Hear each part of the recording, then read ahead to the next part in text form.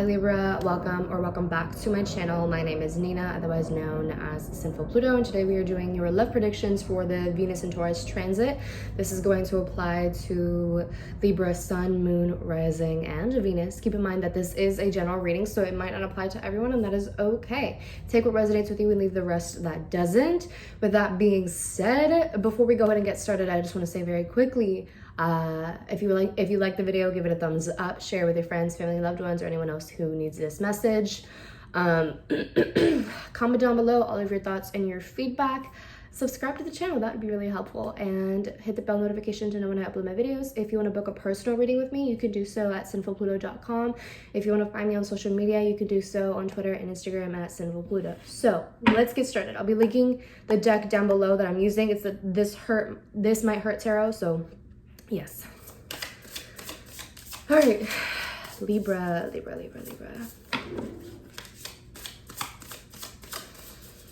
Spirit, what's going on for Libra, Sun, Moon, Rising, and Venus in their love life? What's going on for Libra, Sun, Moon, Rising, and Venus in their love life? Love life. Oh shit, all right, well, cool.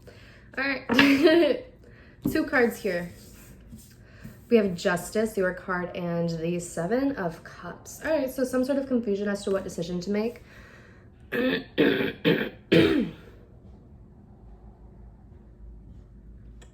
We have the Four of Wands, the Nine of Cups, Four of Cups, the Devil. Bottom of the deck is the Five of Wands, so conflict. So having the Five of Wands, having the Five of Wands on the bottom of the deck can signify how you might be feeling conflicted about something for whatever reason it is.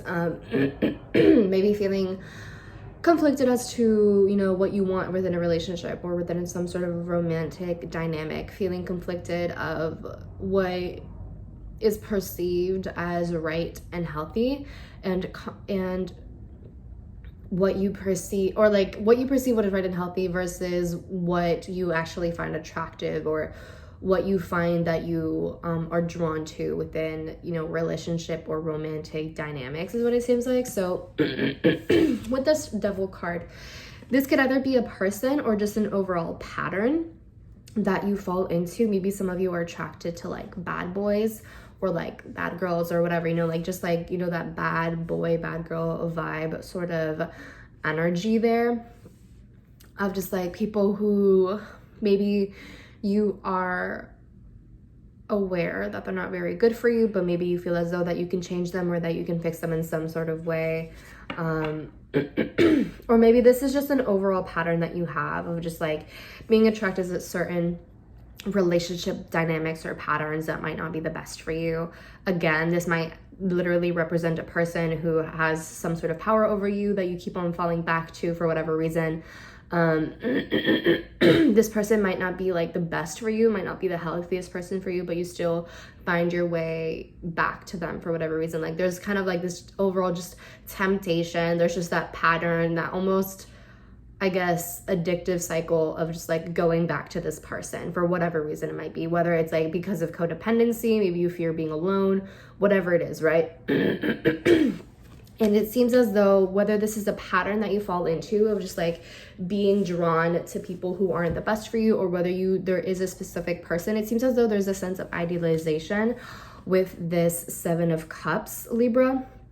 Maybe you idealize this sort of archetype, or you ideal the archetype of someone who's kind of like broody and elusive in some way, or even aloof, or whatever it is. It seems as though you might have some sort of like distorted view of stability for whatever reason it might be. Maybe because you saw this in your childhood or whatever it is, right? Maybe this is something that you saw frequently throughout your life, so maybe that has kind of been embedded into you, whatever the reason is, right? Whatever it is. So the Seven of Cups would be the distortion, the idealization, And the Four of Wands would be like the stability. So this would be like almost a distorted view of stability.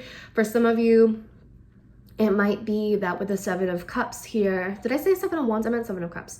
With the Seven of Cups here, it might be that maybe you idealize that certain archetype, that sort of that vibe there, right? And it might be that when you find yourself in these situations, in these dynamics, maybe you find yourself ignoring certain red flags and thinking to yourself, oh, they would never actually do this to me. This is a one-time thing. It's not going to happen again, yada, yada, yada. Kind of just like ignoring all of the signs to run, all of the signs to just like let things go and to find someone else. Whatever it is, right? Just like it kind of ignoring those things and then just getting enraptured in the whole situation, just becoming super entangled with whatever dynamic this is. It could also, again, just be like an overall, just a pattern that you fall into, right? And it seems as though while you have this kind of pattern that you kind of fall into, this sort of temptation of physical pleasure, like the excitement of it all, the physical pleasure of it all, right? It seems as though there might be people who like maybe there are good people that want to be with you, that want to court you in some way, that want to date you. Maybe there are people who would like actually fancy you or whatever, but you're like, I don't really care for that. Like, I don't really care for that offer. You seem indifferent to those offers, to the love offers that seem healthy or maybe like respectable in some way.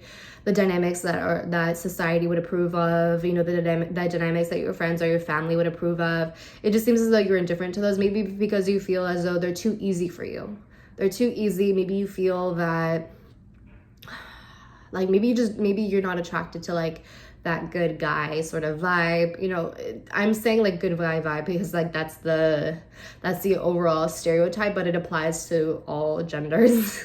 I'm not trying to be exclusive or anything like that, but yeah, that's kind of what the Four of Cups is like. You have that, the pattern or the person or the archetype that you are attracted to. And it seems that with this Four of Cups, the people that are trying to offer you, that are trying to get your attention, that are trying to do like all these things, these people might be doing cartwheels for you, bro. Like they're doing all types of tricks trying to get your attention. And you're like, no, I don't really give a fuck I don't care what you offer right now. I don't really care about this. So that's kind of what it seems like. So it could also be with the Four of Cups that if you are in a situation or in a dynamic that is just not healthy, that is, maybe a little bit, toxic in some way, that, you just it's just like a very on and off sort of dynamic with this person. If you are falling into this pattern of like breaking up and then like a week later, just like be like, oh my god, I love you, like no, no, no, no. Like all of this sort of stuff, just very on and off, very hot and cold, just that sort of thing. It could be that people are trying to help you out of the situation. It could, like they're trying to be like, like there are other people out there, I can help you, let me get you out of the situation, just like trying to offer you all of these outs, right? And you might be indifferent to it. You might not care. You might not be acknowledging these things. You're like kind of like insistent, like, no, I love this person, yada, yada, yada, right? So there's just this kind of, there's just this overall conflict here. And with the Nine of Cups, this talks about indulgence, sometimes overindulgence. So within this situation, there's just like this overindulgence within whatever, tempting or pleasurable thing this is, right? And maybe you've convinced yourself that this is the thing that you really want and that this is like the person for you, or this is like the thing that just suits you very well, or whatever the case is, right? That's kind of just like what it seems here. And with the Justice card, Libra, it seems as though that during this Venus and Taurus transit, it might be really important for you to disconnect from these like earthly pleasures, from the physical pleasures of it all, and to really reflect on what this person gives you outside of that. What does this person provide for you that that you feel is worth dealing with, or that you feel is worth, you know, all the BS that you two might go through together. And I think that with the Justice card, this is also saying how you might need to step away from the Seven of Cups energy of idealization and like really emotional sort of stuff, and just like being caught up in cloud nine and like that overall view of like distortion, you know, stepping into a more objective view of the situation with a very unbiased view, stepping away from your ego, from your emotions, looking at things as though you were a third party and seeing, you know, the pros and cons of it all, the cause and effect of it all. Is this something that you want long term? Is this something that you see lasting long term? Or maybe you need someone else to do that for you, because maybe things are just so incredibly distorted for you that maybe you do need a second opinion as to what to do, and to kind of show you the facts of it all, you know, the organized files of all the instances of this relationship, to see whether this is something that you truly want to continue pursuing. For others of you, in terms of just like a general pattern that you fall into, right? It could be that with the Justice card, kind of taking into consideration, okay, I fall into this pattern because of this and this and this. The sort of archetype that I idealize, is it truly healthy for me? Is it truly stable for me? Is it going to be a long-lasting thing? Is it going to be a fulfilling thing in the long term? Yada, yada, yada. Like kind of just like reflecting on that and seeing the cause and effect of it all, I guess you could say. And also kind of like just seeing the, oh shit, she's not touching it. That's cool. Sorry. Just seeing things from a less biased perspective and seeing if it's all worth it, and if this is a pattern that you wish to change. And to see if like you're willing to kind of take up these people on their offers, whatever it might be, you know what I'm saying? So that's kind of what it seems like for you, Libra, this coming month. That, you know, whether you are literally within a dynamic with another person who is just not good for you, you know, and you just keep on going back to them, even though it's clearly not toxic. Maybe you feel that you are going back to this person because they just have some sort of hold on you, right? You have like surrendered all of your power to this person, and maybe that's kind of something that you need to really work to grow out of and to get away from, and reclaim your own power and independence, rather than kind of falling into potentially codependent patterns or whatever the case is. So for some of you, it could just be that, where you're literally in a dynamic like this. Or for others of you, it might just be like a whole thing of like you being into a certain archetype, and you having perhaps having a bit of a distorted view of what stability is, or what stability means to you, right? And because of that sort of pattern that you fall into, because of the archetype that you find yourself attracted to, you might be kind of rejecting or just being indifferent to relationships or like dynamics that might actually be really healthy for you, right?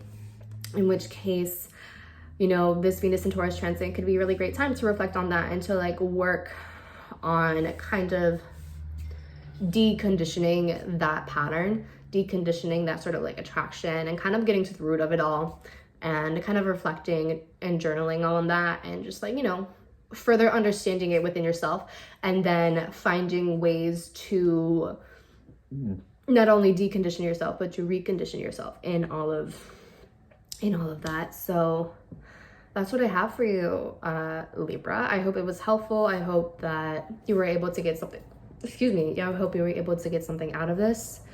With that being said, I will talk to you later.